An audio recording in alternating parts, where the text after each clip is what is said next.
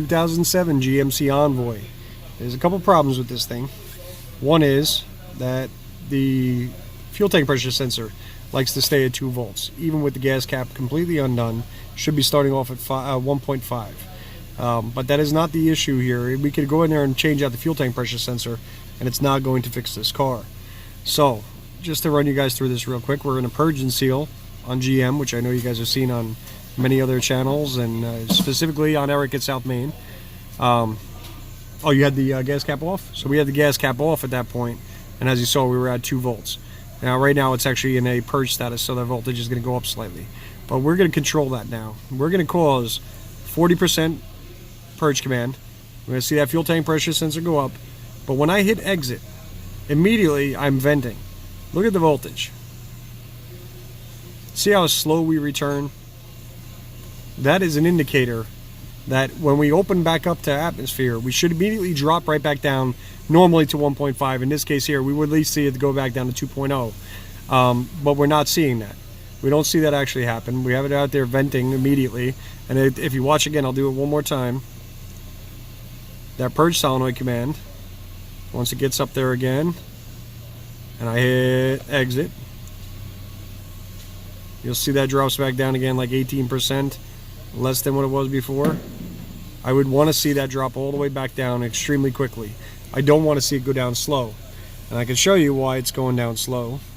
And we could thank our buddies over at Dorman again. It's okay, they all know how bad Dorman is. No, it's alright, Dorman sends us, they send us emails to tell us that, you know, they'll show us their operating facility.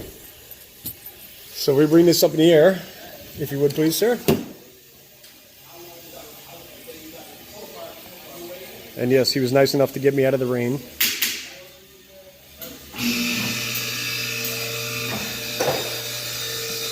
I know you don't want to be on camera, but I just want to see this rig again now here.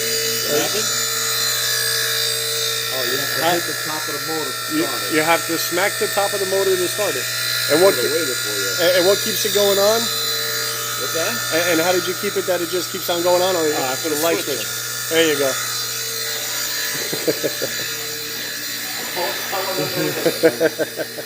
That's all right. Don't worry. The viewers will love that.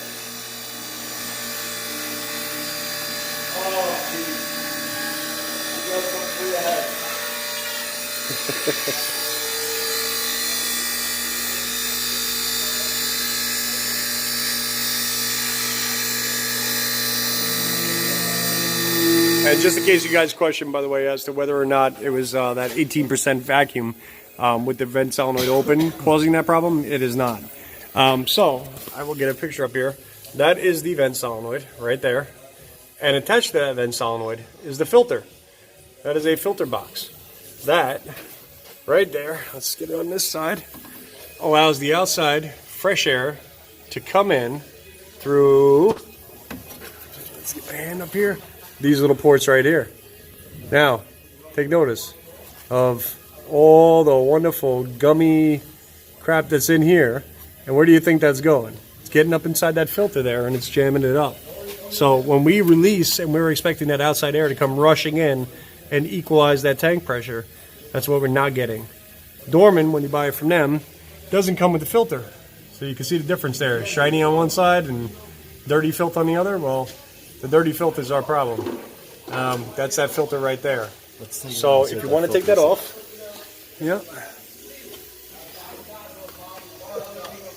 You should be mad at GM for these clips too while you're at it. Why? Do they hold it in? Yeah, but you can't take them out. Oh yeah, well that too. I was trying to do it the wrong way first.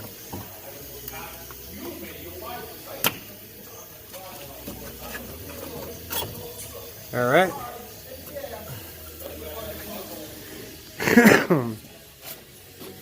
Yeah, where is the filter, Keith? It's on top.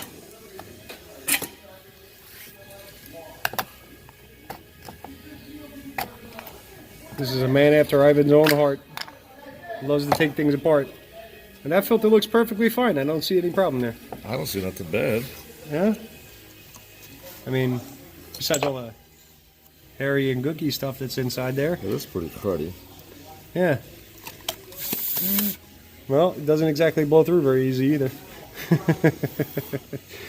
So leave that filter out for a moment. Let's put that back on there, just the way it is. And let's see if our voltage comes back down a little bit faster.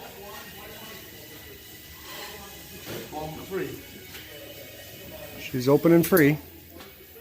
Let's clip back on. Wish it was a little taller. A bit easier for me. That's okay. We got a guy named Tanner Brandt. I think he'd be standing over here on top of a couple of phone books and a step stool. If you guys don't know who Tanner is, he's from Train by Tex.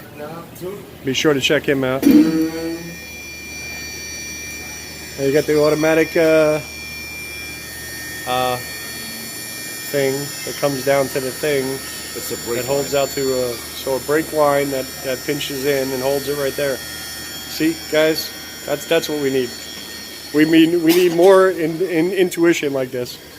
So.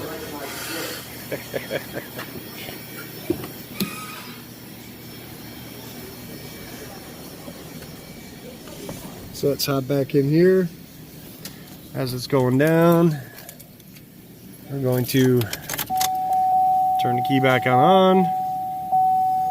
Still at 2 volts. Like I said, remember, I said to you that it wasn't that matter of the purge that was on that was bringing it to 2 volts. It's still a skewed fuel tank pressure sensor. But if we start this up now, hopefully this will work as planned and we'll have our answer. So right now I'm going to increase it at 40%. I'm at 3.5 volts.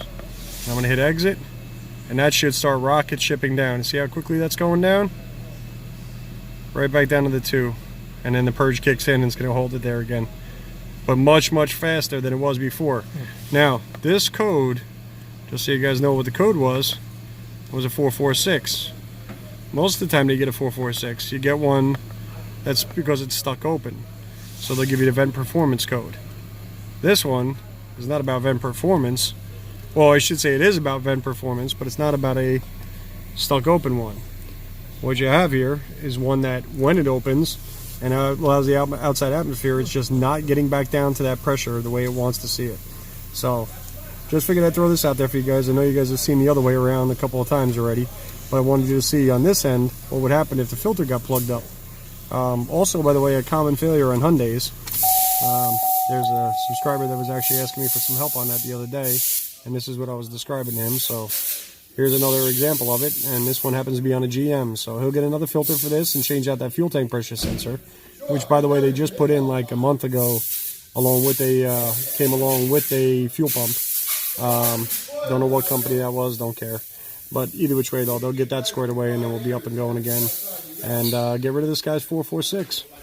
All right, have a great night.